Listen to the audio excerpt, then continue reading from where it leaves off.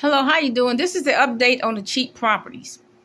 Now, I'm telling you, there are still some cheap properties out there, but I don't think they're going to be out there forever because they're letting all these strange people in the house. I mean, in the country, and they're going to buy up a lot of these properties. So, I advise you to buy up some property.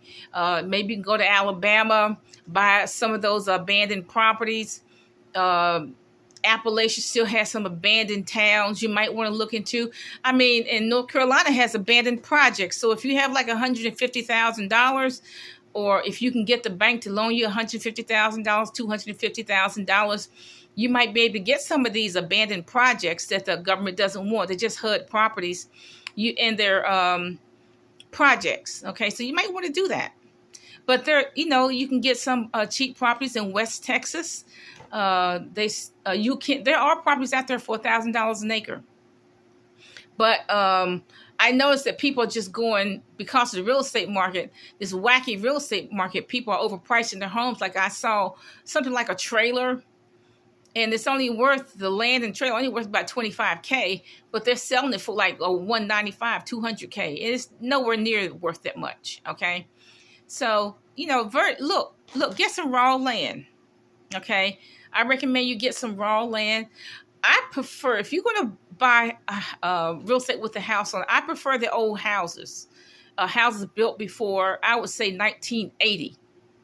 They are built by real carpenters. But the houses they built now are not built by real carpenters. That's why they don't last. They're very flimsy. I mean, if a wind goes through, they just collapse. They ain't no good. These houses that they build now just aren't any good at all. I prefer a house that was built before 1980 because real carpenters built them. The houses they built now are just not worth anything. Particularly Ryan homes. They're not centered. They're not level. A lot of people complain about Ryan homes. I would not get that. But like I said, the houses built before 1980 are most likely to have real carpenters built them. So if you do buy an old house, you can do that. It's built by old carpenters or whatever. But I do recommend this land is not going to last forever. If you're living out of your car and you have saved some money, please, I would advise you take some of that money. Get on the internet. If you want to live in Philadelphia, go buy some cheap land in Philadelphia. If you want to live in, Indiana, or Gary, Indiana, go buy some cheap land in Gary, Indiana. Okay.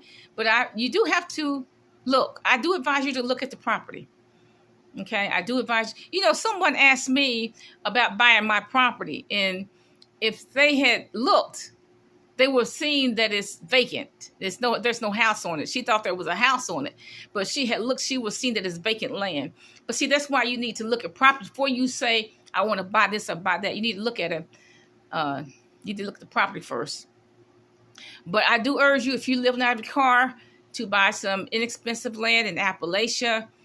If you have $250,000, buy one of those projects, that the government doesn't want. Buy a whole project. Put some people in it, okay? Rehabilitate it, okay? Like I said, I prefer houses built before 1980. The houses built now just aren't any good at all. But there are some decent houses out there. But you have to I can't do your research for you. You have to look. Don't be afraid to go to Mississippi, because a dollar is a dollar in Mississippi, Indiana, or California, or New York. It's the same dollar, okay?